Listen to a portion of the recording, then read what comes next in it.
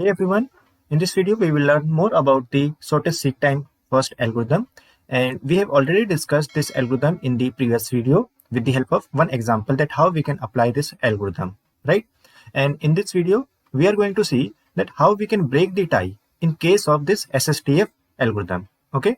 So before this, let me tell you that I have made a full playlist of the operating system. You can find it on my channel, and along with that you can find the other playlist of the various other computer science topics. You can find it on my channel. Okay, so do watch them. So let's start our topic. So we have already discussed about the FCFS algorithm and the shortest seek time first algorithm in the previous video. So we saw in the previous video that shortest seek time first algorithm actually select those IO requests first which actually needs the less movement of the head from its current position.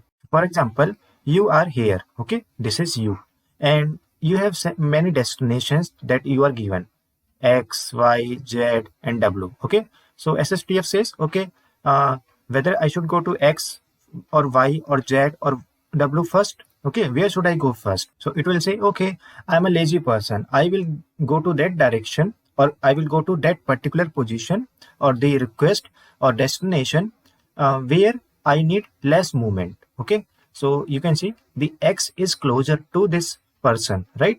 And W is somewhat you can say farther, okay, from you in comparison to X. Okay, so you will say you will first go to X. Okay, so you will go to first X. Okay, now where should you go now? Y, Z, or W? So you will see that your current position is here. Okay, you will be here. Now with respect to you, the Y is closer to you, right? So you will say you will go to Y. Okay, now you are here. Okay, now you want to go to Z and you want to go to W. So where you should go first, Z or W? So let's say this W, okay, is at, let's say, minimum distance in comparison to Z. Okay, so let's say Z is at, let's say, 5 meter, okay, and this W is at, let's say, 3 meter. So you will say you will first go to W because it will take less time to move to W, okay, from Y, okay, in comparison to Z. Okay, so you will then go to this W, okay, at third time. Okay, then finally you will go to from W to Z. Okay, so in this way, at every point of time you will select that destination or that request which is closer to you. So we saw this example in the previous video, and we saw that this was the request queue, and the read write head was at the 53rd cylinder initially. Okay, so we have to select the IO request, okay, from this request queue. So how we can select? We saw, okay, from 53 which track or which cylinder is closer. Okay, so we find the distances, and we saw, okay, 65 is closer to 53 because it is at the minimum distance out of all the other distances. Okay, so we move to 65. Then from 65, which of the IO request was closer? So we saw that the cylinder number 67. Okay, from here 67 was at the you can say 2 distance, okay, from 65. So we move to the this 67, right? And then again we did the same thing from 67. Which of the pending request is closer? We saw 37 is closer. Okay, so we go on with this same concept and we service all the IO request. Okay, and we got the 236 head movements, and the average head movement was 29.5. Okay, now let's take a scenario in this SSTF algorithm. So let's say we are given a request queue. Okay, and the initial position of the read write head is given to us as 25th cylinder. That is, currently RW head is at the 25th cylinder. And let's say what will happen if two cylinders from this request queue, they are at the same distance from the current position of the read write head. So what does it mean? So here you can see we are given the request queue as 5, 51, 45, 2. These are the different cylinders as the IO request, right? And now let's say you are having total cylinders as, and now let's say you are having a hard disk which has total cylinders as 100. Okay, that means the cylinder numbers start from 0 to 99. Okay, so we have made this reference line from 0 to 99. So if we apply the SSTF algorithm, how we will proceed? So here you can see read write head is at the 25th cylinder. That means here. Okay, so from 25th, if we find the difference, okay, or the distance of all these requests or of all these cylinders, then what will be the difference? So here are the distances. So here are the difference or the distances. So from 25, this 5 cylinder is at 20 distance away, right? And 51 is at, you can say, 26 cylinder away. Then the same way 45 is at 20 cylinder away, and the last cylinder request, that is 2, it is at 23 cylinder away from 25. So which IO request from these 4 should I fulfill first? So here you can see actually we have got a tie. These two differences or these two distances, they are same. That means your 5, okay, your 5 and 45, these both IO request or both these cylinders, they are at the same distance from 25. Okay, 5 is also and 45 is also at 20 cylinder away. So where should I move? I should go to 5 or I should go to 45. So that means which direction I should move in case of tie. This is the main question that we are facing in SSTF disk scheduling algorithm. So what is the answer of this question?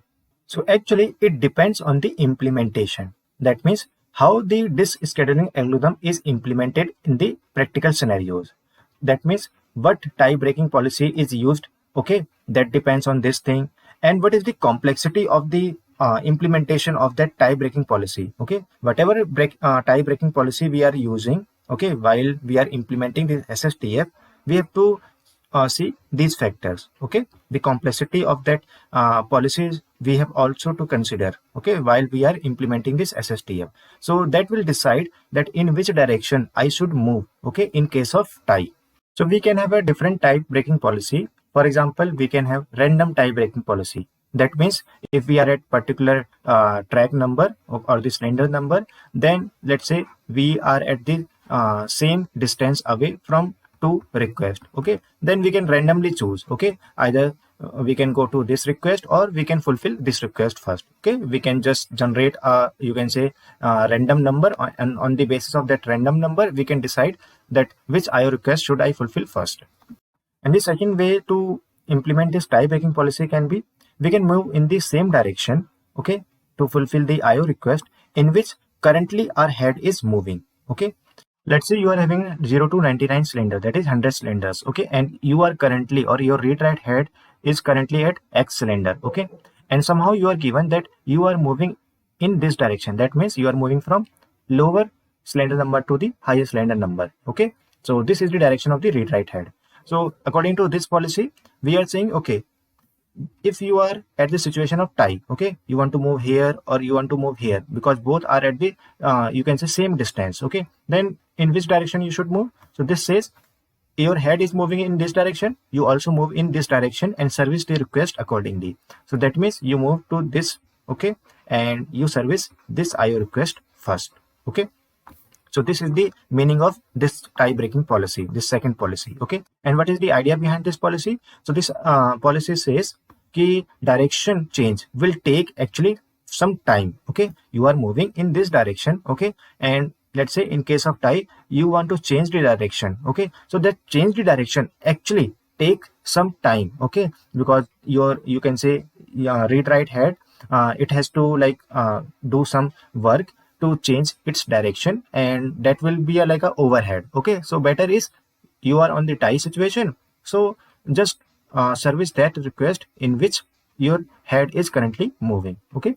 So this is the second policy. So we will use this policy and we will solve our given example, okay, that what will happen in case of tie. So as we saw that we need to know the direction of the read-write head, that in which direction your read-write head is currently moving.